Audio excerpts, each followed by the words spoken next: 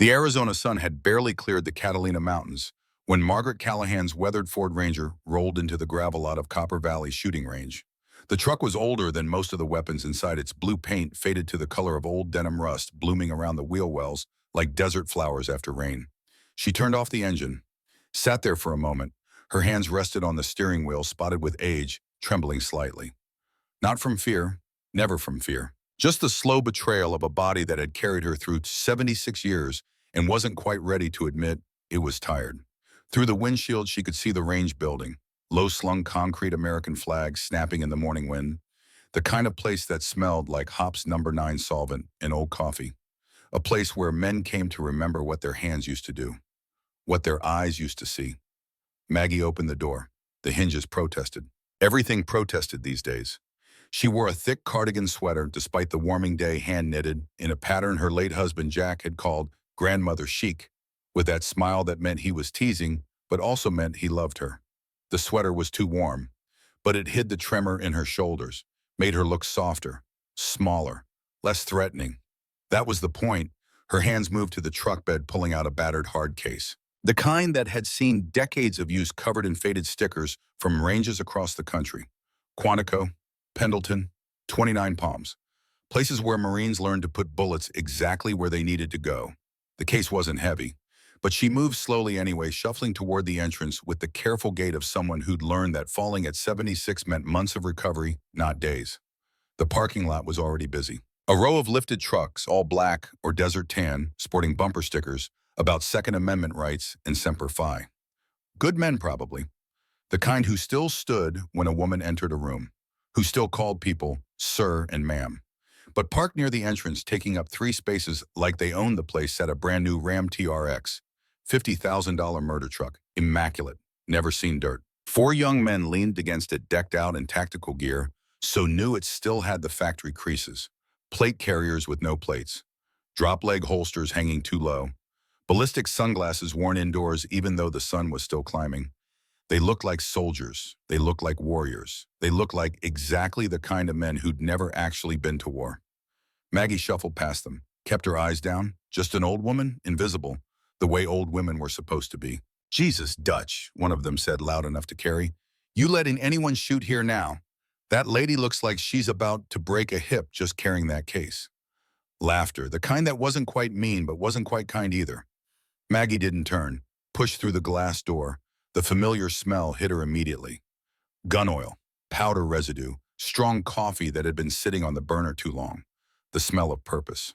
Behind the counter stood Vivian Clark, 26 years old, blonde ponytail, pulled back, wearing a Copper Valley polo shirt and a professional smile that didn't quite reach her eyes.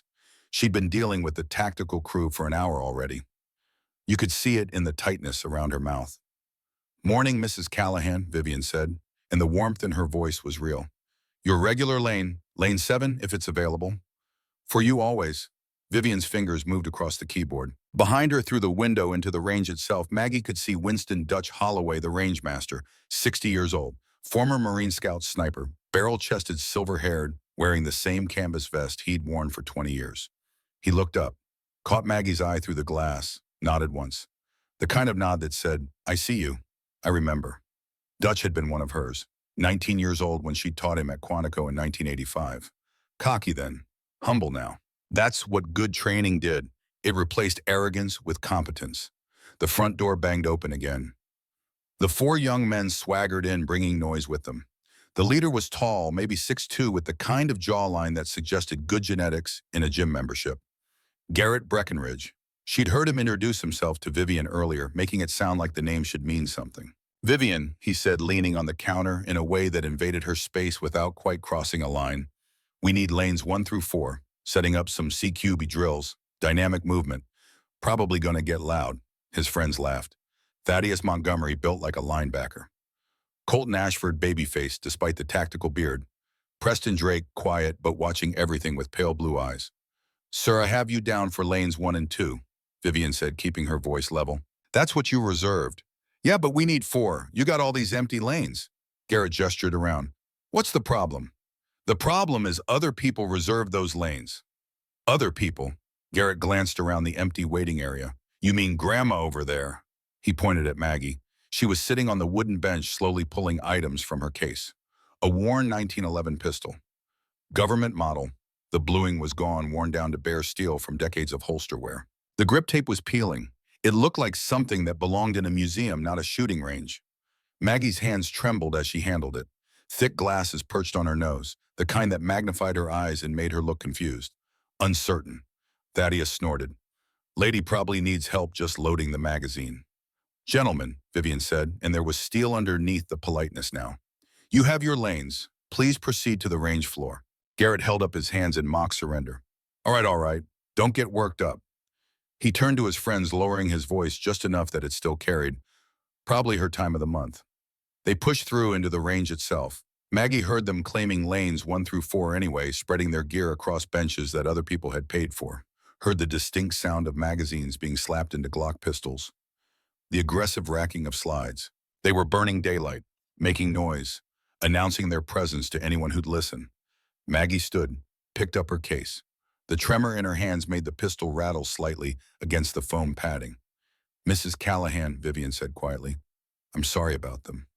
Don't be, dear. I've dealt with worse. Maggie pushed through the door onto the range floor. The sound hit immediately, not the crack of controlled fire, but the rapid bang, bang, bang of men trying to prove something. Shooting fast, hitting slow. Lane 7 was at the far end, away from the noise. She shuffled toward it, moving with that careful elderly gait, each step deliberate. As she passed Lane 4, Garrett looked up from loading his magazine. Stopped. Stared. Hey, he called out. Ma'am, you sure you're in the right place? Maggie paused, turned slowly, adjusting her glasses. Excuse me. The bingo hall's 2 blocks down. This is a gun range. He wasn't being cruel. Not exactly. Just stating what he saw as obvious truth. Old woman, shaking hands, confused look. His friends were watching now, grins starting to form. I know where I am, young man. It's just, that pistol looks pretty heavy, and I saw your hands shaking. Just concerned about safety, you know. Garrett's voice had that tone, the one that pretended to be helpful while really being condescending. Maggie looked at him, really looked at him, saw the expensive plate carrier. The Glock 19 Gen 5 with the aftermarket trigger, the custom holster, the ballistic sunglasses that cost $300 and provided exactly 0 tactical advantage indoors. Saw the way he stood, weight on his heels, shoulders tense. A man trying to look dangerous instead of being dangerous. I'll manage, she said quietly. Yeah, but Garrett glanced at his friends. They were watching, waiting. He had an audience now. Look, no disrespect, but maybe you should stick to something smaller. A .22 maybe. Less recoil. I've shot this pistol for 53 years. I think I'll be fine. 53 years, Preston spoke up for the first time. Bullshit. Women couldn't even... He stopped, caught himself. But the implication hung in the air. Maggie smiled. It was a sad smile, the kind that came from hearing the same doubt for 5 decades. Women couldn't even what son silence. Even Garrett looked uncomfortable now.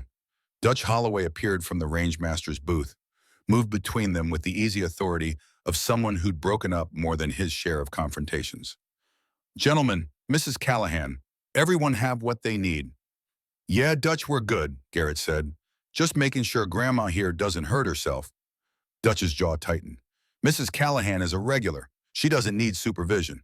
Come on, man, look at her. Those hands are shaking so bad she can barely hold the gun. Someone needs to... How about a bet, Maggie said. The range went quiet. Even the sound of brass hitting concrete seemed to stop. Garrett turned. What, a bet? Maggie's voice was soft, dry leaves on pavement. You seem confident in your abilities, and convinced of my lack thereof. So let's make it interesting. Thaddeus laughed. You want to bet with us? I do. Maggie shuffled to the nearest bench, set down her gun case, pulled out a worn wallet from her cardigan pocket, counted out 10 $20 bills, placed them on the bench with trembling fingers. $200, she said. 5 shots. Standard B-27 silhouette target at 7 yards. If I miss even 1 shot outside the red bullseye ring, I take my money and leave. You can have lane 7, but if all 5 shots land inside the red, you pay me $200. And you apologize to Vivian for being rude. Garrett stared at the money, then at Maggie, then at his friends. Colton was grinning. Dude, that's easy money. Look at her hands. Preston nodded. She can barely hold the gun steady. Thaddeus pulled out his wallet. Hell, I'm in. Easy 200. Garrett hesitated. Something in his grandfather's voice echoed in his memory. Something about respecting your elders, about not underestimating people. But then he looked at Maggie again, saw the thick glasses, the trembling hands, the cardigan sweater, an old woman who probably came to the range once a month to remember when her husband was alive. He pulled out his wallet, counted out $200 in crisp 20s, slammed them down next to Maggie's worn bills. You're on, he said, but make it quick. I've got lunch plans. Maggie nodded, picked up her 1911. It looked enormous in her shaking hands. The slide was worn smooth from decades of being racked. The barrel showed faint copper streaks from thousands of bullets. Dutch hit the button to send a fresh target downrange. 7 yards. The B-27 silhouette appeared white paper against the backstop. The red bullseye was maybe 3 inches wide. Maggie pulled out a magazine, started loading it with slow, deliberate movements. Each point, 4.5 ACP rounds slid in with a soft click. Her hands shook. She dropped one round. It rolled across the concrete. Preston laughed, tried to cover it with a cough. Failed. 5 rounds loaded. Maggie inserted the magazine. Reach for the slide. Wait, Garrett said. You need help racking it. That slide spring looks pretty stiff for the slide racked. Sharp, clean. The sound echoed through the range like a hammer on an anvil. Maggie stood at the low ready position, pistol pointed at a 45-degree angle toward the floor. Her posture was wrong, too hunched, too uncertain. Ready when you are, ma'am, Garrett said. Just try not to have a heart attack from the recoil. His friends chuckled. Even some shooters in other lanes were watching now. The old woman in the cardigan, the young bucks in their tactical gear. This would be good for a laugh. Maggie took a breath, and something changed. It was subtle. So subtle that if you blinked, you'd miss it. But the stoop in her shoulders vanished.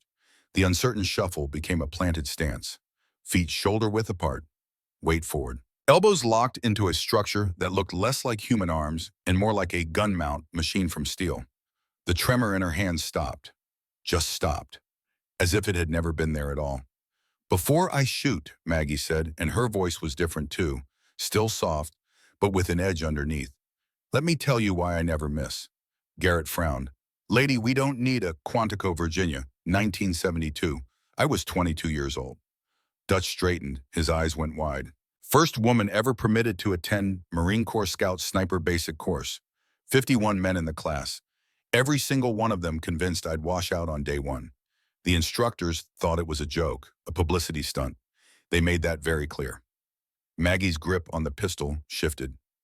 Fingers indexed perfectly, thumb riding high on the safety. The final qualification was a cold bore shot. One bullet, 1,000 yards, 18-mile-per-hour crosswind coming off the Chesapeake Bay. You had to read the wind, calculate the drift, account for temperature, humidity, barometric pressure, all in your head. No computers, no ballistic calculators, just you, the rifle, and the math. The range had gone completely silent now. Even the shooters in other lanes had stopped. 4 men passed on the first attempt. Out of 51. The instructors said that was about average. Then it was my turn. Maggie's eyes were distant now, seeing something that happened 54 years ago. I could feel every man watching, waiting for me to fail, to prove they were right, that women didn't belong, that I was wasting everyone's time. I chambered 1 round, M40 rifle, Federal Gold Medal match ammunition, 168 grain Sierra Match King. I settled behind the scope, watched the mirage, watched the grass moving at the target, watched the flags dancing. Her voice dropped lower, intimate, like she was sharing a secret. I didn't think about the men watching, didn't think about making history, didn't think about proving anyone wrong. I just thought about the fundamentals, the things my father taught me when I was 8 years old. Breath control, trigger press, follow through. She paused. I held half a breath, calculated 8 inches of wind drift, led the target by 3/4 of a mil, and I pressed the trigger. Another pause. Longer this time. Dead center. Perfect hit. The senior instructor walked to the scoring table, looked at my target, looked at me. He was a gunnery sergeant who'd fought in Korea. Probably never expected to say this to a woman, but he said it anyway. Maggie's voice dropped to almost a whisper. Welcome to the Brotherhood, Marine. You earned it. Garrett stood frozen, his mouth slightly open. Dutch Holloway stepped forward. His voice carried across the quiet range. Gentlemen, he said, Allow me to introduce Gunnery Sergeant Margaret Callahan, United States Marine Corps retired. First female Marine Scout sniper in history. First female sniper instructor. 33 years of service. 1972 to 2005. He paused. Let that sink in. You just bet $200 against the legend. Thaddeus went pale. Preston looked like he wanted to disappear into the floor. Colton whispered something that might have been a prayer. Garrett just stared, his carefully constructed confidence crumbling like old concrete. Maggie smiled. It wasn't a cruel smile. It was almost gentle. The smile of a teacher who'd seen this exact scene play out 1,000 times with 1,000 different young men. Now then, she said softly, shall I demonstrate? The tremor in her hands was gone. Her stance was perfect. The confused old woman had evaporated like morning mist, leaving behind something else. Something that had spent 5 decades mastering the art of precision. Whenever you're ready, Dutch said. He moved to the timer. Reset it. On your command, Sergeant. Maggie raised the pistol. The movement was smooth, economical. No wasted motion. The front sight found the target, settled, steadied. She took a breath, half breath, just like at Quantico, just like she'd taught hundreds of students, just like her body had learned to do without thinking after 53 years of practice. Go, she whispered. The sound was not 5 distinct shots. It was a single continuous roar. A tearing, ripping sound like canvas being shredded by industrial machinery. The 1911 cycled so fast that the brass casings were still tumbling through the air, forming a perfect golden arc before the last one had even left the chamber. Smoke poured from the barrel. The smell of burned powder filled the range. The slide locked back on an empty magazine. Complete silence. Maggie stood perfectly still, the gun motionless in her hands. She lowered it slowly, mechanically, dropped the magazine, locked the slide back, set the pistol on the bench with the reverence of someone handling something sacred. Her hands were shaking again, the tremor back like it had never left.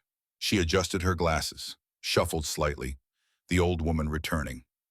Garrett stared at the target downrange, started laughing.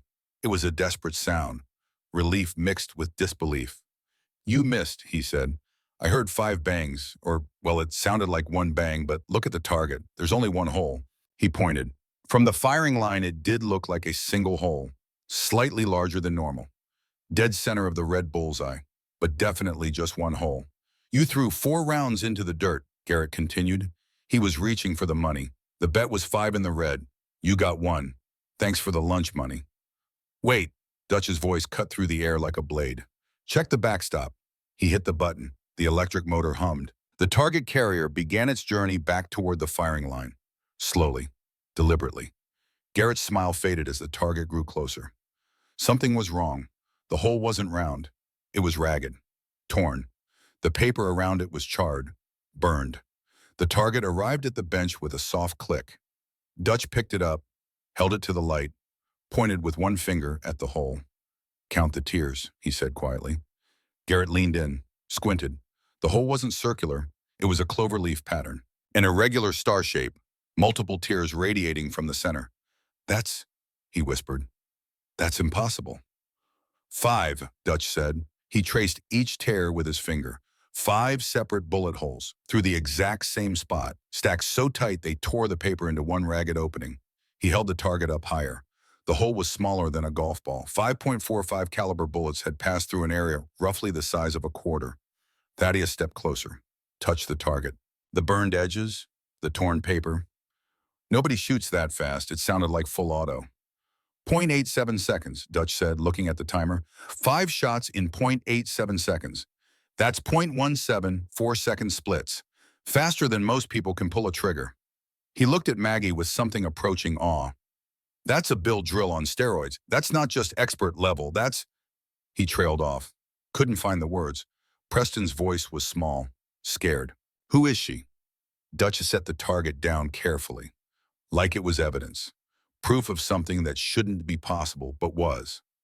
Margaret Callahan, he said, 5-time winner of the Inter-Service Pistol Championship in the 1980s, 11-time national champion, Masterclass IDPA, set the record for the fastest clean El Presidente drill in 1984, 2.3 seconds.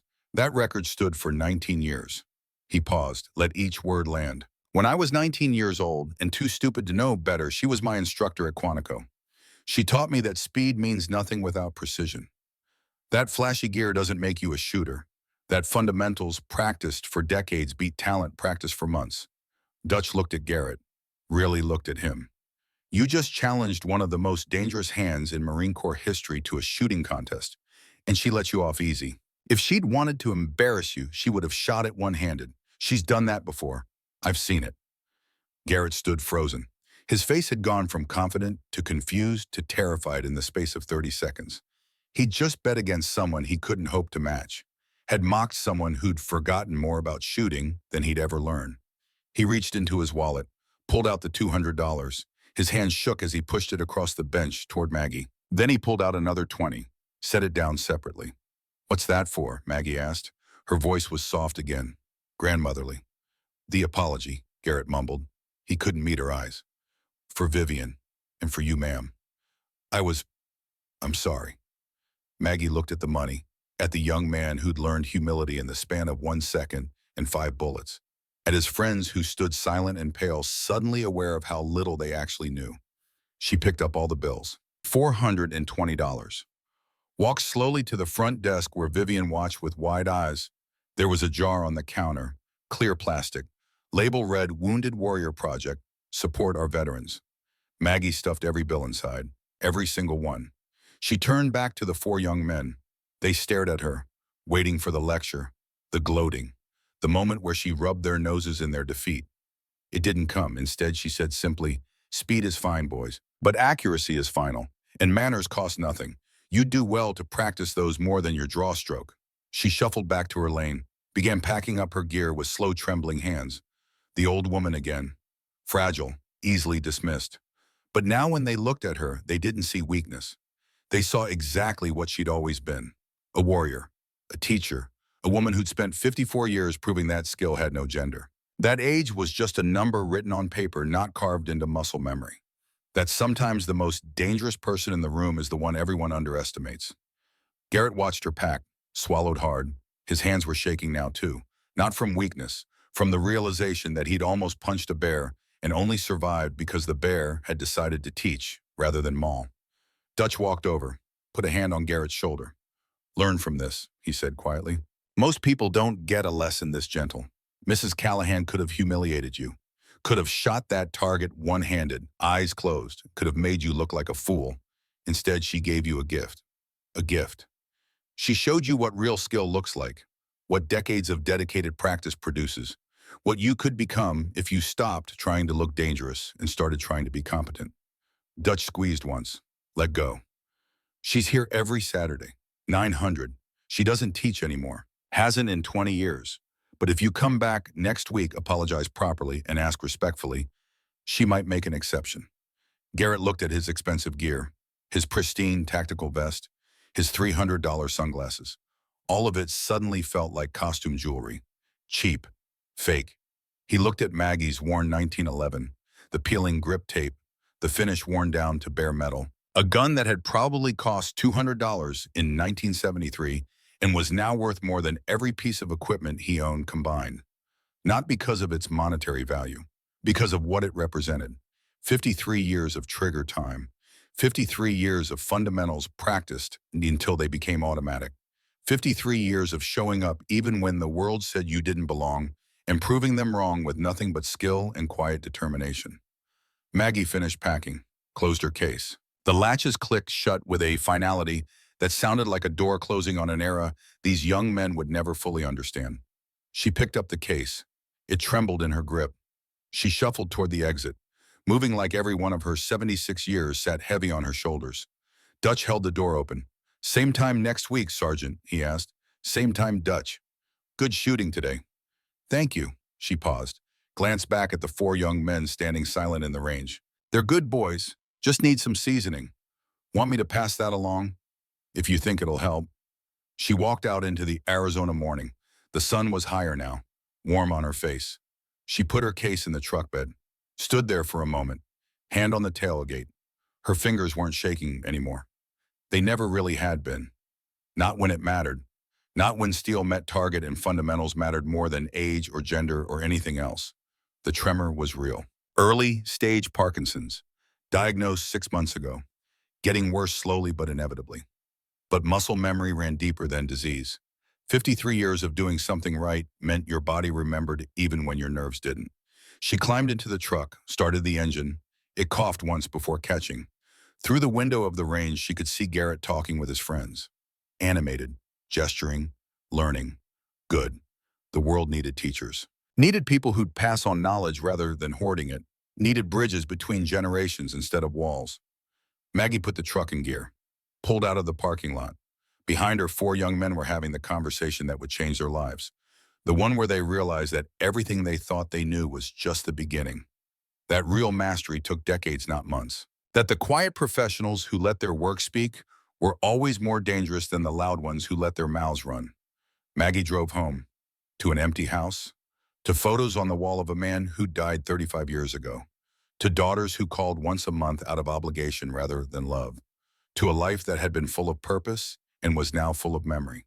But for 0.87 seconds, she'd been 22 again, standing on a firing line at Quantico, proving that she belonged, that her hands were steady, that her eyes were sharp, that Margaret Callahan wasn't just a Marine, she was a master. And masters never really retire. They just wait for the next student to appear. Garrett Breckenridge didn't go home that night. He sat in his truck in the Copper Valley parking lot for 2 hours after the range closed, watching the sun sink behind the Catalina Mountains, replaying those 0.87 seconds in his mind like a film loop he couldn't stop. The sound, that impossible sound, not 5 distinct cracks but one continuous roar, like fabric tearing, like reality splitting open to show him something he hadn't known existed. 5 bullets through one hole. An old woman with trembling hands and thick glasses had just rewritten everything he thought he knew about shooting, about skill, about what was possible when you spent 53 years practicing fundamentals until they became deeper than bone. His phone buzzed. Text from Thaddeus: "Dude, where are you?" "We're at Buffalo Wild Wings." Garrett didn't respond. Couldn't. His mind was somewhere else. His grandfather's voice kept surfacing.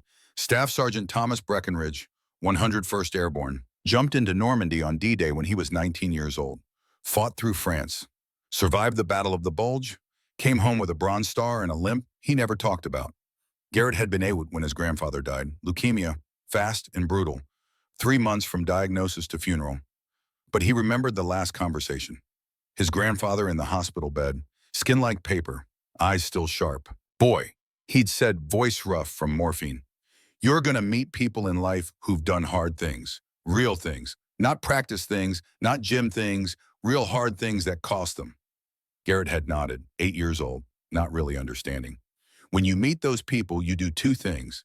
You shut your mouth and you open your ears, because they earn the right to teach, and you need to earn the privilege of learning. Garrett had spent 17 years forgetting that lesson, spent them building an image, tactical gear, aggressive confidence, the appearance of capability without the foundation of competence. Maggie Callahan had spent 0.87 seconds reminding him. He started the truck, drove to Dutch's house, knocked on the door at 9 p.m. Dutch answered, raised an eyebrow. "Didn't expect to see you tonight. I need to apologize, not just words, really apologize. And I need—" Garrett swallowed hard. The arrogance was gone, stripped away. Raw honesty remained. "I need to learn, if she'll teach me." Dutch studied him, saw something different than the cocky kid who'd walked into the range that morning. Something humbled, something ready. "She doesn't teach anymore," Dutch said carefully. "Hasn't taken a student in 21 years. Why not?" "She has her reasons." Dutch paused. "But if you're serious, I'll give you her address. You show up respectful, you ask once. And if she says no, you accept it like a man and walk away." "Understood." "Yes, sir." Dutch wrote the address, handed it over. "Fair warning, she's not going to make this easy. If she agrees to teach you, she'll tell you things, hard things, about what shooting actually means. What it kiss. You ready for that?" Garrett looked at the paper, at the address written in Dutch's careful handwriting. "I don't know, but I need to find out." Sunday morning came bright and hot, Arizona sun already climbing at 8 a.m. Garrett drove through Catalina foothills. Nice neighborhood, not wealthy, just settled. Houses that had been there 40 years. Native landscaping, American flags on porches. Maggie's house was small, adobe style with a red tile roof. Gravel yard. Saguaro cacti standing sentinel. A hummingbird feeder hung from the eave, tiny birds darting in iridescent flashes. The flag on her porch hung perfectly aligned despite the morning breeze. The kind of perfect that came from decades of military precision. Garrett parked on the street, walked to the door. His heart was hammering, more nervous now than he'd been facing her at the range. He knocked 3 times, firm but not aggressive. Footsteps inside, slow, deliberate, the shuffle he recognized. The door opened. Maggie stood there in faded Levi's and a University of Arizona sweatshirt, reading glasses on a chain around her neck. Her hair was pulled back in a simple ponytail. She looked smaller somehow, more fragile. The cardigan and thick sweater were gone. Just a woman in her 70s, lines around her eyes, age spots on her hands. But those eyes, they saw everything. "Mr. Breckenridge," she said. Her voice was steady, unsurprised, like she'd known he would come. "I wondered if you'd show up." "Ma'am, I came to apologize, really apologize." The rehearsed speech evaporated. Truth remained. "I was disrespectful, arrogant, cruel, and wrong about everything." She looked at him for a long moment. "Come in." The living room was spare, clean, a couch that had seen 20 years of use, a coffee table with water rings, bookshelves filled with military manuals and memoirs. Tom Clancy, Larry Bond, W.E.B. Griffin. But the walls told the story. Photos everywhere, chronological. A young woman in dress blues, standing at attention, sergeant stripes visible. Had to be early 70s based on the uniform style. Another photo. Same woman, maybe 30. Desert camouflage. M40 rifle across her back. Standing with a group of hard-looking Marines outside a bombed building. Beirut, Garrett thought. Had to be. More photos, training ranges, award ceremonies. A whole wall dedicated to graduating classes. Hundreds of faces. All Marines, all learning from the woman who now shuffled to the kitchen to pour coffee. But one photo dominated. Above the mantel, larger than the rest, a Marine pilot in a flight suit, maybe 40. Handsome in that weathered way career military men got. Captain's bars on his shoulders. Standing next to an F/A-18 Hornet. The smile was genuine, confident. The smile of a man who loved what he did. "My husband," Maggie said, returning with 2 mugs. Black coffee, no sugar. "Jack Callahan, Marine aviator, died over Iraq in 1991. The date hit Garrett like a punch. Operation Desert Storm. Yes. She handed him the coffee, sat in the chair across from him. Shot down by a surface-to-air missile south of Basra, February 3rd, 1991. He was 41 years old. "I'm sorry, ma'am." "So am I, every day." She looked at the photo. Something in her expression softened. "But that's not why you came." "No, ma'am, I came because—" Garrett set down the coffee. Needed to say this right. "My grandfather was Thomas Breckenridge, Staff Sergeant, 101st Airborne. He jumped into Normandy on D-Day." Maggie's eyebrows rose. "Breckenridge. I knew a Tom Breckenridge, marksmanship instructor at Camp Pendleton around 2005. About 60 then." "That was him. He retired and—" Garrett's voice caught. "He died when I was 8. I barely remember him, but I remember the last thing he told me." He repeated his grandfather's words. About people who'd done hard things, about shutting your mouth and opening your ears.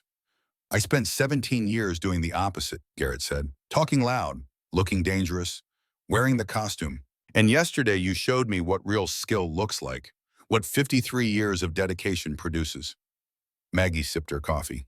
"What do you want, Garrett?" "I want you to teach me, not just how to shoot fast, how to understand, the way you understand. I'm 76 years old. I have Parkinson's disease. In a year, maybe 2, I won't be able to hold a rifle steady.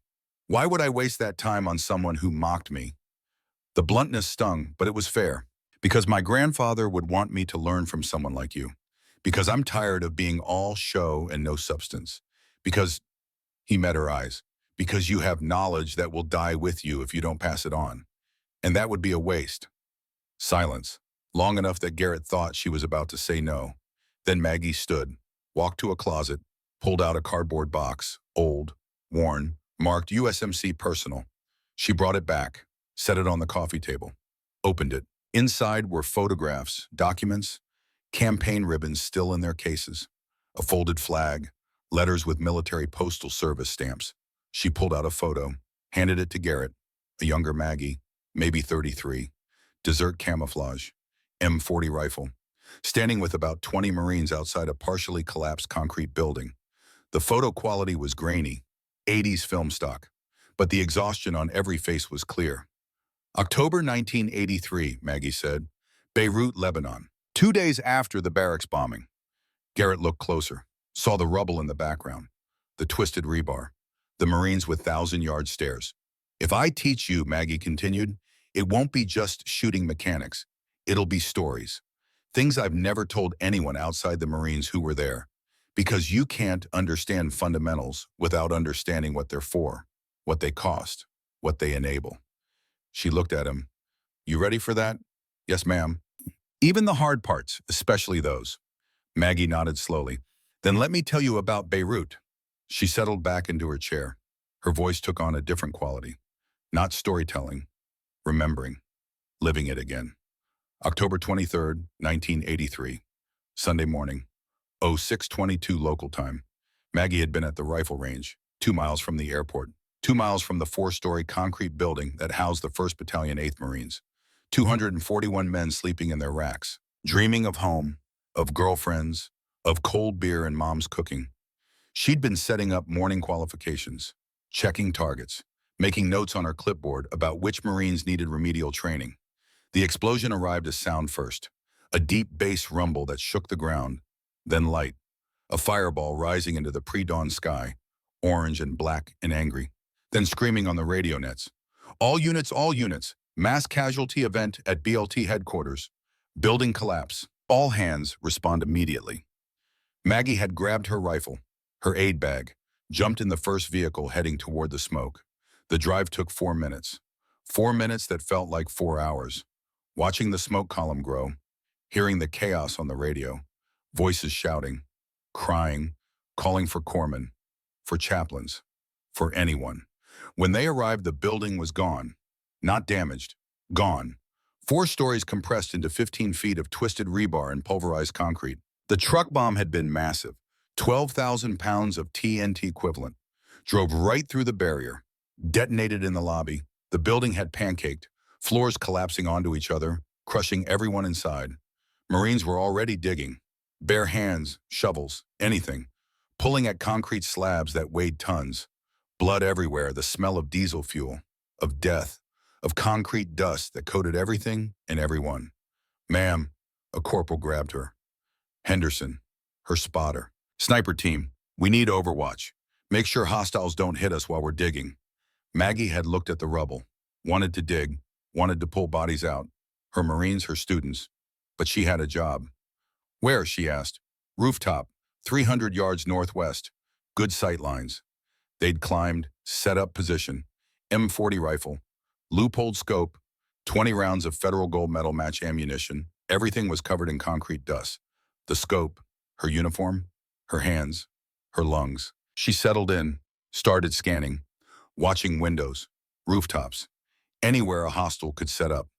Below, the digging continued, frantic, desperate.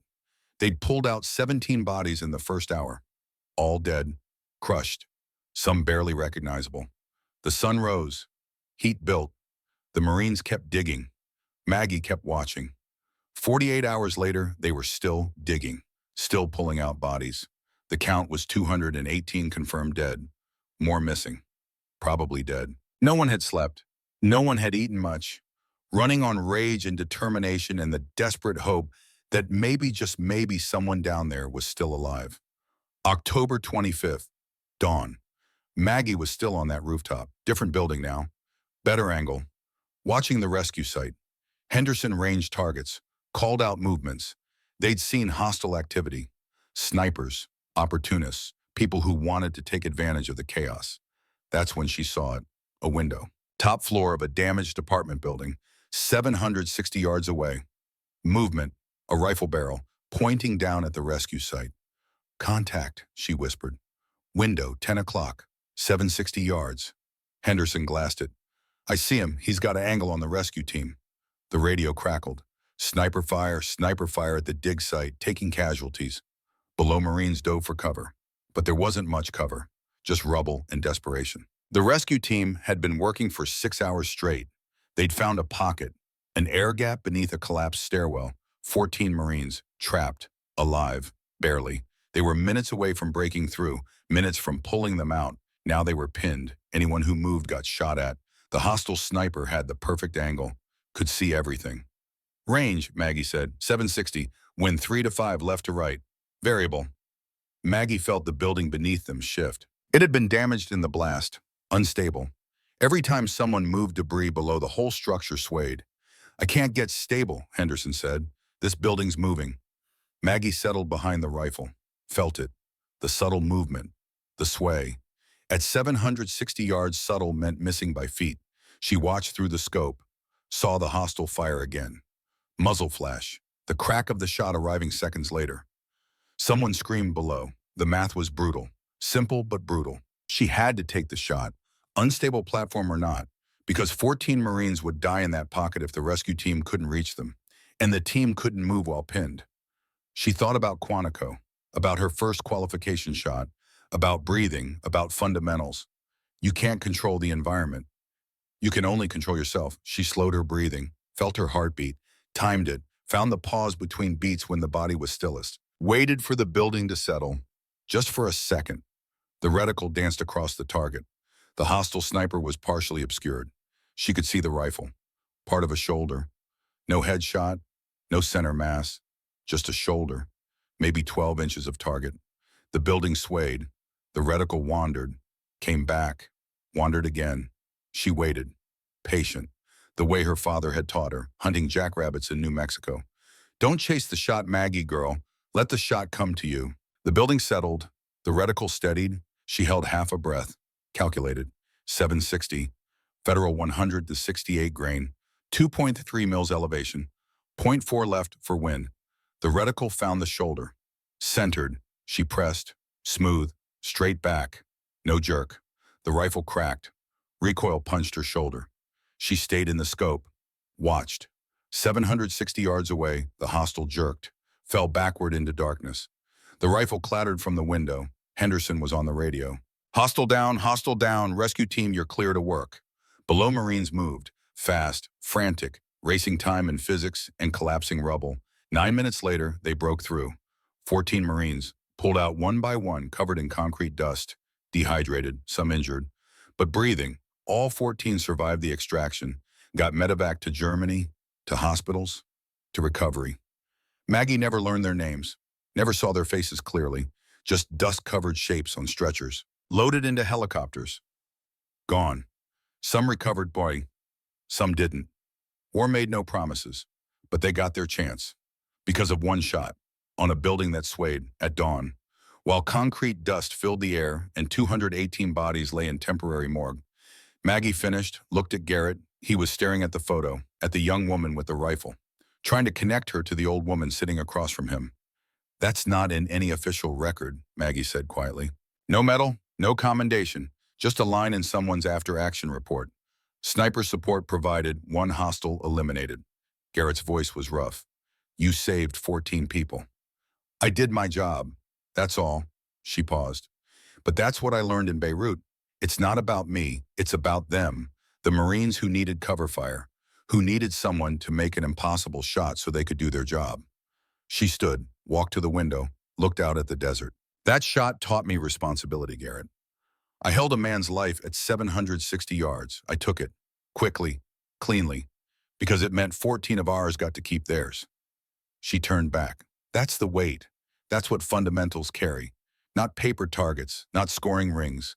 Life and death, made in fractions of seconds. Consequences that last forever. The room was quiet. Just the hum of the AC, the distant sound of traffic. Garrett couldn't speak. His throat was tight. There are more stories, Maggie said. Harder ones, if you want to hear them. I do. Then come back next Saturday. Bring your friends. I'll tell you about Tate, the real cost, the kind that doesn't heal. He left. Maggie stood at the window, watching his truck disappear. She hadn't told that story in 33 years. The weight of it was still heavy. Carrying it alone had been easier than sharing. But something about Garrett reminded her of the young Marines she'd taught. Cocky on the surface, searching underneath, needing guidance but too proud to ask until someone showed them what real looked like. Saturday came. All 4 of them showed up. Garrett, Thaddeus, Colton, Preston. No tactical gear, just plain clothes. They looked younger without the costume. More honest. Dutch had given them lane 7. Maggie was already there. Same worn 1911. Same steady hands when it mattered. Good morning, ma'am, Garrett said. Different now. Respect earned rather than demanded. Good morning, gentlemen, Maggie gestured to the benches. Before we shoot, there's another story. The hardest one. About cost. They sat. 4 young men ready to learn. Maggie took a breath. This one still hurt. Probably always would. February 3rd, 1991. I was at Quantico, teaching advanced sniper course. 41 students. Her voice was steady, but underneath, something fragile trembled. I was in the classroom, middle of a lesson on environmental factors. Wind reading at extended range, technical work, the kind that takes years to master. She paused, remembering the chalkboard, the equations, the students taking notes. 3 officers walked in. I knew immediately. The way you know when something fundamental is about to break, when the world is about to change shape. Her hands clenched. They didn't have to say anything. I knew. The 4 young men leaned forward. Captain Jack Callahan, Marine FA-18 pilot, my husband, shot down over southern Iraq, surface-to-air missile. He ejected, survived the crash. Her voice went quieter, harder. But he was in hostile territory, no backup, no quick reaction force available. By the time they could organize a rescue, it was too late. She looked at Jack's photo on the wall. They found his body 3 days later. He'd fought, killed 2 hostiles before they got him. That was Jack. Never went easy. Thaddeus's voice was soft. Ma'am, I'm so sorry. He was 41. I was 41. Our daughters were 12 and 9, Emily and Rebecca. Suddenly, I was a widow. Suddenly, their father was a folded flag and a name on a memorial wall. She breathed, in, out, the way she'd taught thousands of students to breathe before taking a shot. The Corps offered me retirement, full pension, honorable discharge. Take care of your girls, they said. You've given enough. You've done enough. Her fists clenched tighter. I sat at the funeral, watched them present the flag, heard the rifles fire, heard taps echo across Arlington, and I wanted to quit. God, I wanted to quit. Wanted to go home. Wanted to be done with service, with sacrifice, with everything that had just cost me the man I loved. She looked at them, direct, unflinching. But Jack wouldn't want that. He'd want me to finish the mission, to not waste his sacrifice by quitting. Her voice strengthened. So 3 days after the funeral, I went back, stood in front of those 41 students. My eyes were red, my hands were shaking, everything in me screamed to run. But I taught because that's what Marines do. We complete the mission. Preston wiped his eyes. How, ma'am? How did you do it? By remembering why it mattered. Those 41 students would deploy, would face hostile fire, would need every skill I could teach them. If I quit, some of them might die because I wasn't there to teach them the thing that would save their life. She paused, let that sink in. So I stayed, taught for 14 more years, graduated 800 more students. Many deployed to Afghanistan, Iraq, Somalia, places Jack never saw, places he helped protect even after he was gone. Her voice broke slightly, and some of them wrote me letters, years later. Said the training saved them. Said the fundamentals I taught made the difference when everything went wrong. Jack didn't get to come back, but his sacrifice meant I stayed, and my staying meant others came home to their families, to their daughters, to their lives. She stood. That's cost, gentlemen.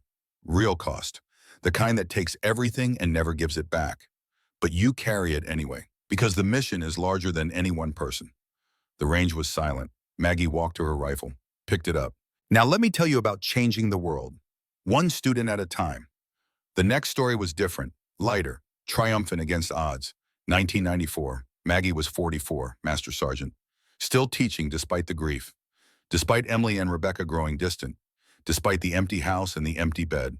The Marine Corps had officially opened combat roles to women. Policy changed, reality lagged. Women could serve, but they faced resistance, doubt, the constant burden of proving themselves worthy of opportunities men received by default. Maggie had an idea, controversial, risky, but necessary. An all-female scout sniper course, not to separate, to demonstrate, to prove women could not only meet the standard, but exceed it when taught properly. She proposed it up the chain. The response was skeptical. Waste of resources, one colonel said. Women don't have the upper body strength for extended prone positions. They don't have the patience, another claimed. They don't have the killer instinct. Maggie smiled. That smile Garrett now recognized. The one that said, watch me prove you wrong. She designed the curriculum, modified it, not lowering standards, adapting methods. Women had different physiology, different leverage points, different strengths. She taught physics instead of force, showed how proper body mechanics negated the need for raw muscle, how breath control and mental discipline mattered more than bench press numbers. 9 women volunteered for the first class, all Marines, all already excelling in their fields, all carrying the weight of representation. The male instructors watched, arms crossed, some supportive, many skeptical, waiting for failure to confirm their biases. Week 1 was brutal, not because the women couldn't perform, because Maggie pushed harder, demanded more, gave no quarter. You're not representing just yourselves, she told them on day 1. You're representing every woman who'll come after. Every girl told she can't. Every Marine who faces doubt because of her gender. You fail, they use it as proof. You succeed, you open doors. The pressure was immense, unfair, but real. By week 3, something shifted. 2 male instructors who'd been most skeptical started helping, teaching alongside Maggie. They'd watch the women adapt, learn, excel. Ma'am, one sergeant said privately, I was wrong. I thought they couldn't do it. But Corporal Hayes just outshot me at 800 yards. In wind, I couldn't read. Maggie just nodded. Keep teaching, Sergeant. They need your expertise as much as mine. By week 6, the women were outperforming average male classes. Higher accuracy scores. Better teamwork, more consistent under pressure. The final exercise was a 48-hour field problem. Stalk, observe, report. Engage targets at unknown distances in variable conditions. All 9 women completed it. 8 passed with scores that would have been top tier in any class. Graduation day, March 1995. The brass who'd called it a waste showed up, saw the scores posted, 88.9% pass rate. Male class average was 73%. No one said much, didn't have to, numbers spoke louder than opinions. Over the next decade, Maggie's program graduated 180 female scout snipers. They deployed worldwide. Fallujah, Ramadi, Helmand proved themselves in combat, opened doors, saved lives, not because they were women, because they were Marines who met the standard and often exceeded on it. That's legacy, Maggie told the 4 young men. Not personal glory, not revenge against doubters. Building systems that lift others, creating opportunities for those who come after. She looked at them. You want to matter, be so good they can't ignore you. Then use that excellence to help others climb. That's how you change the world. Garrett stood. Ma'am, I want that, to be good enough to matter that way. Then we start Monday, 0600, no fancy gear, just you and the willingness to fail until you succeed. We'll be here. I know, she smiled. You're not the first cocky young men I've taught. Won't be the last. But if you listen, you might be the ones who carry it forward. They left, different than they'd arrived, carrying new weight, new understanding. Dutch watched them go, looked at Maggie. You sure about teaching again? No, she admitted. But Jack would say I'm wasting good knowledge keeping it to myself. And he'd be right. You miss him. Every day, but he's here, in every student, every lesson. That's the thing about legacy, Dutch. It outlives us. If we build it right. She packed her gear. 53 years of ritual. 53 years of muscle memory. But something had shifted. Monday was coming. With it, purpose, the kind that came from passing torches, from being needed again. She drove home. The desert sun, high and hot, unforgiving, like Beirut, like every place she'd served, but also persistent, surviving, adapting, like her, like the knowledge she carried, like the legacy she'd build, one student at a time, until her hands couldn't hold steady anymore. And even then her words would remain, her lessons, her stories, her proof, waiting for the next generation to pick them up and carry forward. Monday came, then Tuesday, then a week, then a month. Garrett and his friends showed up every morning at 600. No excuses, no complaints, rain or shine or 100-degree heat. Maggie taught them the way she'd been taught, slowly, methodically, building from foundation up. No shortcuts, no tricks, just fundamentals, repeated until they became automatic. By week 3, Garrett could call his shots. By week 5, Thaddeus could read wind by watching grass movement. By week 7, they were shooting groups that would have embarrassed their former selves. But there were still 2 stories left, 2 lessons Maggie hadn't shared. She waited, watching, making sure they were ready. Because the next story wasn't about triumph. It was about what happens when everything you trust fails. When technology breaks down and only experience remains. When being old means being the only one who remembers how things worked before computers did the thinking. It was a Saturday morning in late March. The four young men had been training for 6 weeks. They'd earned the next lesson. Maggie set down her rifle, looked at them. Afghanistan, she said, March 2003. I was 53 years old. They leaned in, ready. The deployment had been controversial. Maggie was a gunnery sergeant, senior instructor. Too valuable to risk in theater, the brass said. Too old, the younger Marines whispered. But the request came directly from Recon Battalion. They needed someone who could teach advanced techniques in country. Someone who'd seen combat. Someone the young snipers would respect. Someone who could bridge the gap between classroom theory and battlefield reality. Maggie volunteered. Emily and Rebecca were adults, 24 and 21, both in college, both distant. Calls on birthdays, cards at Christmas.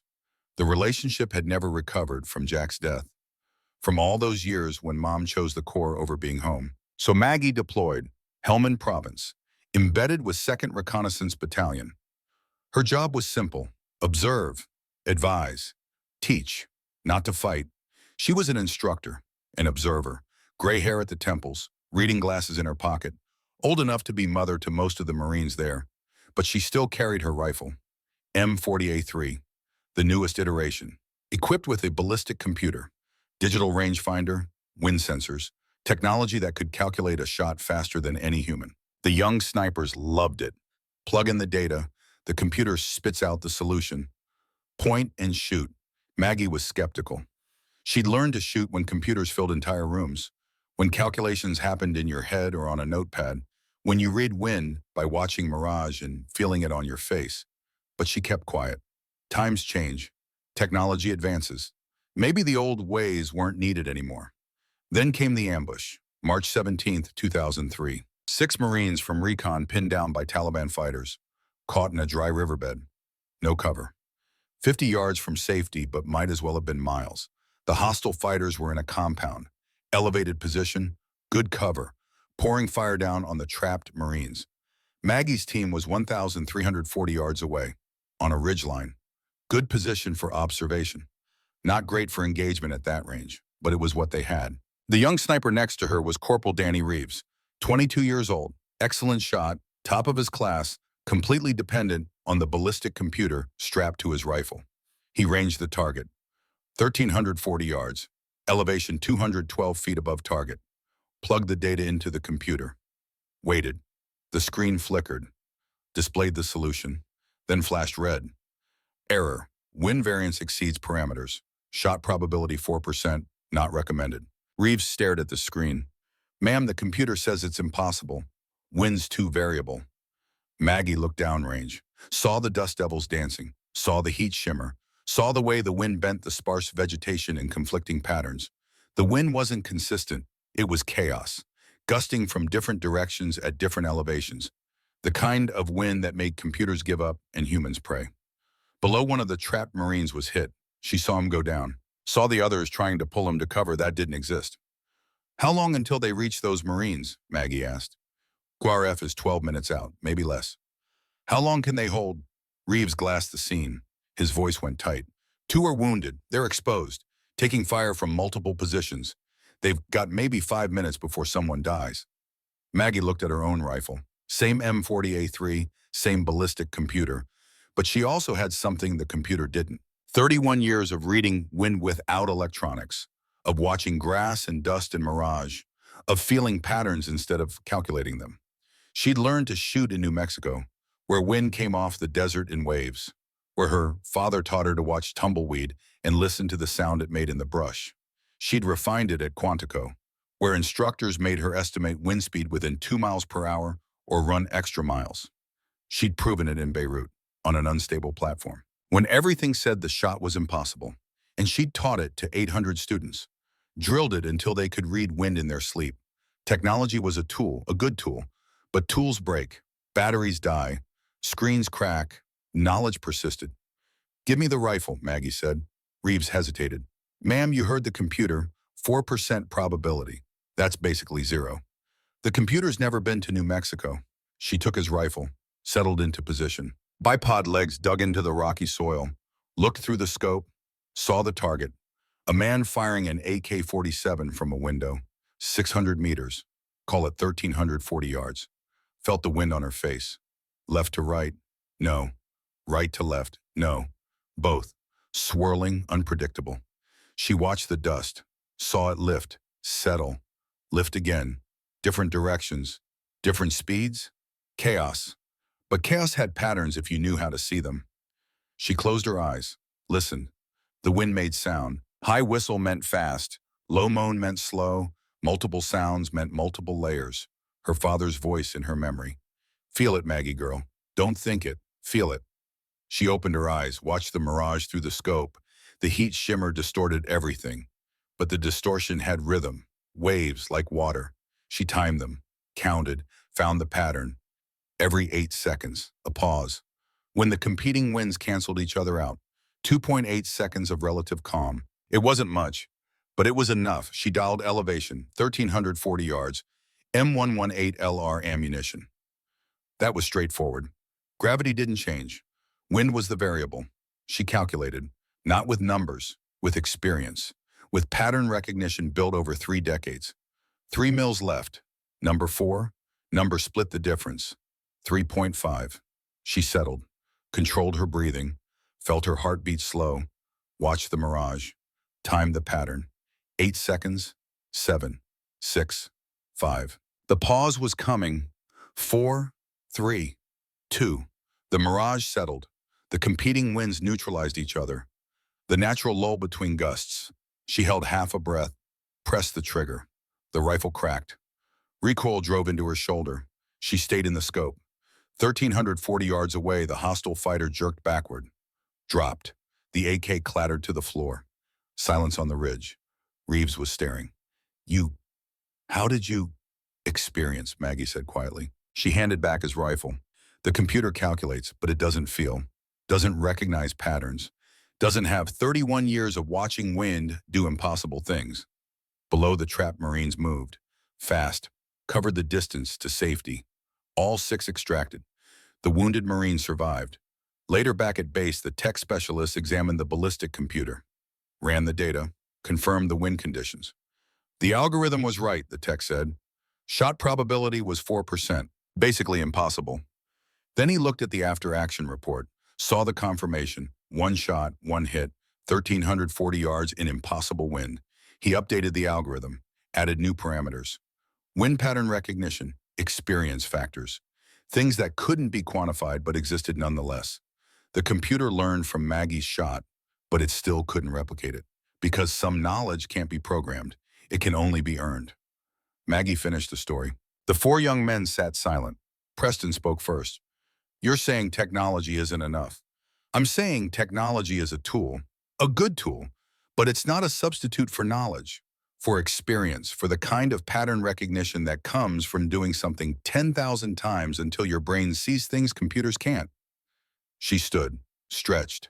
Her back ached. 53 had felt young in Afghanistan. 76 felt old in Arizona. There's one more story, she said.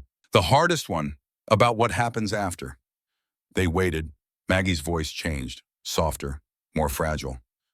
I retired in 2005. I was 55 years old, 33 years of service, eligible for full pension. The new generation of instructors was good, better than good. They didn't need me anymore. She paused. So I came here, to Tucson, bought a small house, thought I'd enjoy retirement, travel, spend time with my daughters, finally be a grandmother. Her hands trembled. But Emily lives in Seattle, Rebecca in Boston. They're busy, important careers. Emily's a lawyer, Rebecca's a doctor. They call on birthdays, send cards at Christmas. The pain in her voice was quiet but deep. They've never forgiven me for choosing the Corps over them, for going back to work 3 days after their father died, for missing dance recitals and graduations because I was deploying, for being a Marine first and a mother second. She looked at them. I don't blame them. I made my choices. Choices have consequences. Thaddeus shifted uncomfortably. Ma'am, they should understand. You were serving. They understand intellectually, but understanding isn't the same as forgiving, isn't the same as wanting me in their lives. She walked to the window, looked out at the range. For 21 years, I've been invisible. Nobody sees an old woman with shaking hands. Nobody sees the instructor, the sniper, the Marine. They see someone who should be home knitting. Someone passed her expiration date. Her voice broke slightly. I come here every Saturday. Not because I need to shoot, because for 1 hour holding this rifle, I remember who I was, what I could do, before age made me invisible. Garrett stood, walked to her. You're not invisible to us. Maggie smiled sadly. You didn't see me either. Not at first. You saw an old woman, weak, confused, easy to dismiss. We were wrong. Yes, but most people never find out they're wrong. They just keep seeing what they expect. And I keep being invisible. She turned back to them. That's the last lesson. About legacy. About what happens when you give everything to something and then it's over.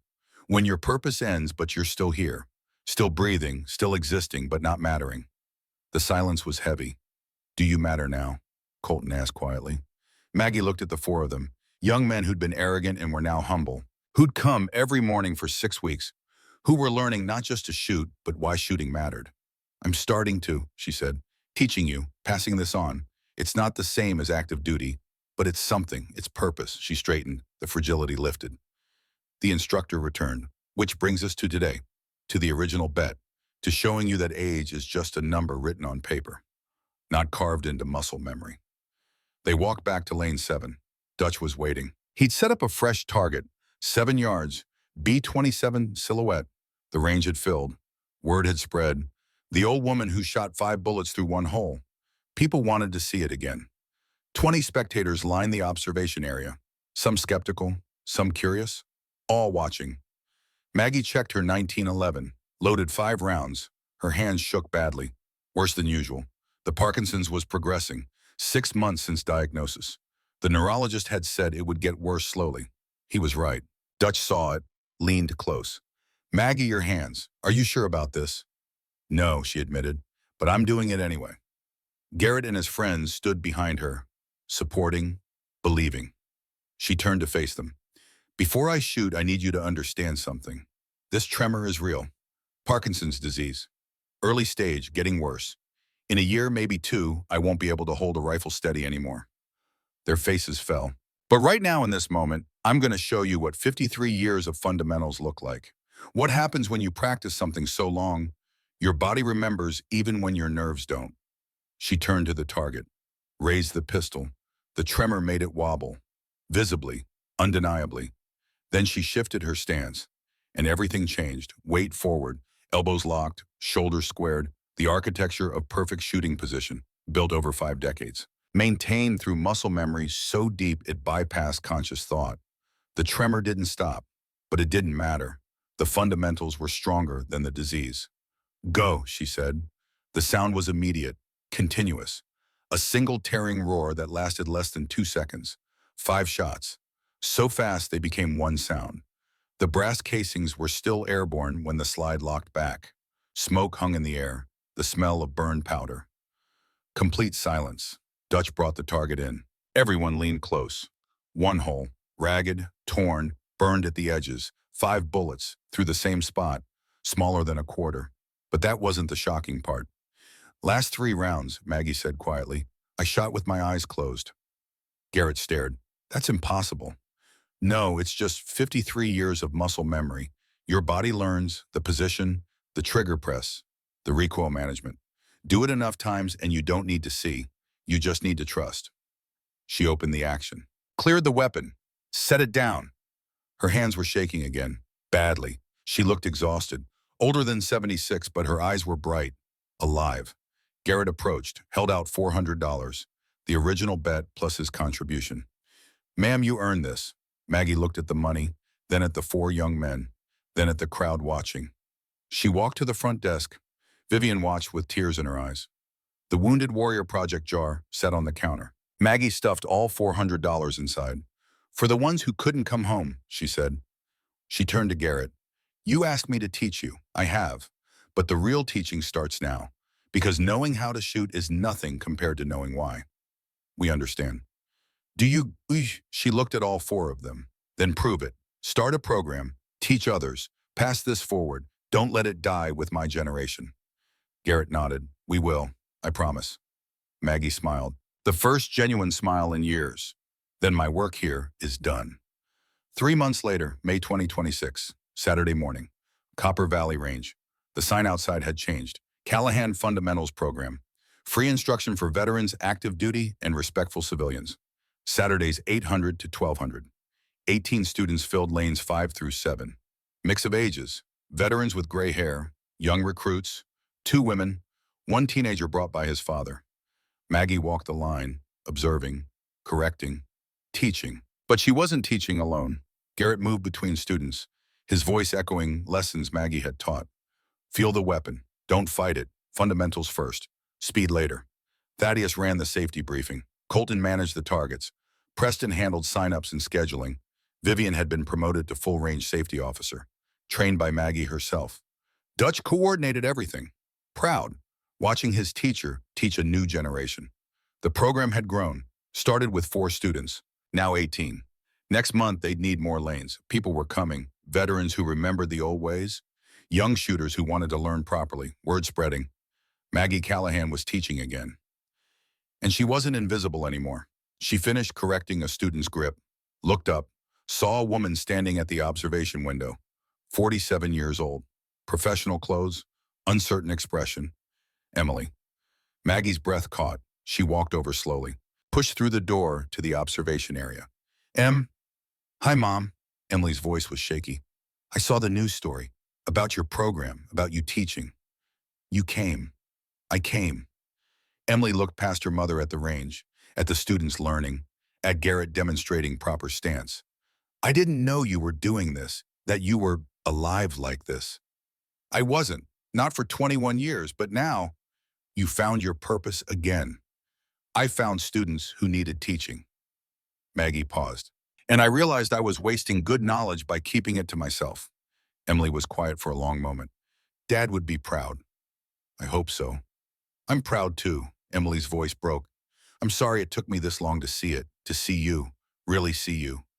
Maggie reached out, took her daughter's hand, the first physical contact in years. You're here now. That's what matters.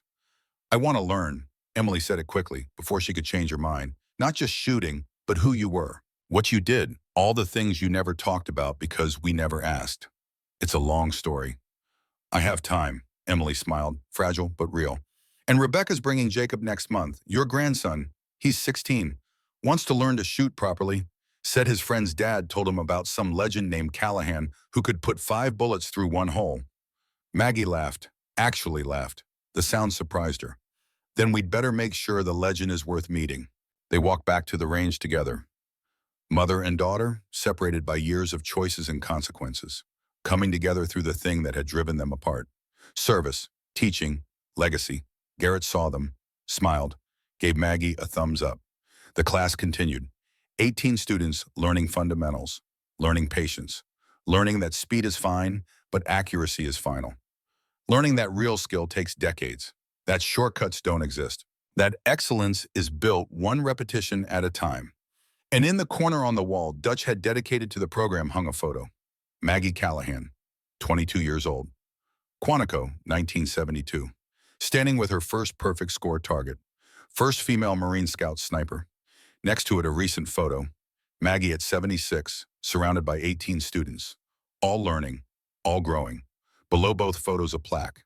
Gunnery Sergeant Margaret Maggie Callahan, USMC, retired. First female Marine Scout sniper instructor. 1972 to 2005, 33 years. Service 2026 to present. Still teaching speed is fine. Accuracy is final. Teaching is forever. The morning sun streamed through the range windows, warm, bright, illuminating the space where old knowledge met new students, where invisible became essential, where legacy lived. Maggie stood among her students, teaching, guiding, passing forward what had been passed to her. Her hands still trembled. Her eyes still needed thick glasses. Her body still carried 76 years. But her knowledge was ageless, her skill timeless, her purpose renewed. She wasn't just existing anymore. She was teaching, building, creating something that would outlive her. Every student who learned proper fundamentals, every recruit who understood the weight of responsibility, every young shooter who realized excellence took time. They were her legacy, living proof that what she knew mattered, that who she'd been still had value, that age didn't erase expertise, it refined it. And as she watched Garrett teach a young Marine the same grip she'd taught him 6 months ago, Maggie understood something fundamental. She'd spent 54 years proving she belonged, proving women could shoot, proving age didn't diminish skill. But the real victory wasn't in proving. It was in passing forward, not keeping knowledge, sharing it, not hoarding expertise, multiplying it, not being the best, creating the best. That was legacy, not what you did, but what you enabled others to do, not who you were, but who you helped others become. The range grew quiet as students finished their strings of fire. Maggie walked the line one last time, checking targets, offering corrections, smiling at progress. Emily watched from the observation area, seeing her mother not as the woman who'd chosen work over family, but as the teacher who'd spent a lifetime building skills that saved lives. That changed systems. That opened doors. Understanding came late, but it came. At noon, the class ended. Students packed up, thanked Maggie, scheduled for next week. Dutch locked up. Vivian cleaned. Garrett and his friends reset the range for civilian use. Maggie sat on the bench, tired, but satisfied. Emily joined her, sat quietly. Emily said, I spent 30 years angry that you chose the Marines over us. Over Dad, over being home. Maggie nodded, didn't defend, just listened. But watching you today, seeing those students, hearing them talk about what they learned. Emily paused. I understand now. You weren't choosing the Marines over us. You were choosing to matter, to make a difference, to use what you knew to help people. I still missed your childhood. You did. Emily's voice was honest. And that hurt. Still hurts. But I'm 47 years old, and I'm finally understanding that life isn't simple, that choices have costs, that you can love people and still serve something larger. She took her mother's hand again. Dad understood. That's why he never asked you to stop, because he knew you were built for this, for teaching, for excellence, for making the world a little bit better one student at a time. Maggie's eyes filled with tears. I wish I'd known you understood. I didn't. Not until today. Not until I saw you alive again. Really alive. Not just existing. They sat together, mother and daughter, separated by decades, connected by understanding. Next week, Emily said, I want to learn, not to shoot. I mean, yes, that too. But I want to hear the stories, all of them. Beirut, Afghanistan, the cost of the victories, all of it. It's a lot. I have time, Emily smiled. We have time. Finally. Maggie nodded, unable to speak. The weight of 21 years of loneliness lifting. She wasn't invisible anymore. Not to her students, not to her daughter, not to herself. She was Margaret Callahan, gunnery sergeant, instructor, Marine, 76 years old, hands shaking with Parkinson's, eyes failing, body aging, but knowledge intact, skill preserved, purpose renewed, and legacy building. One student at a time, one story shared, one generation teaching the next, forever. The range door closed behind them as they left, the building quiet now, empty, waiting for next week. But the lessons remained, hanging in the air like gunsmoke, embedded in the walls like the memories of 10,000 shots fired. Teaching is forever, speed is fine, accuracy is final. But teaching never dies. It just gets passed forward, from master to student, from mother to daughter, from one generation to the next, carrying knowledge across time, making the invisible visible, giving purpose to those who've lost it, proving that excellence has no age limit, that skill transcends gender, that fundamentals properly taught never fail, and that legacy isn't what you achieve, it's what you enable others to achieve, long after you're gone, forever.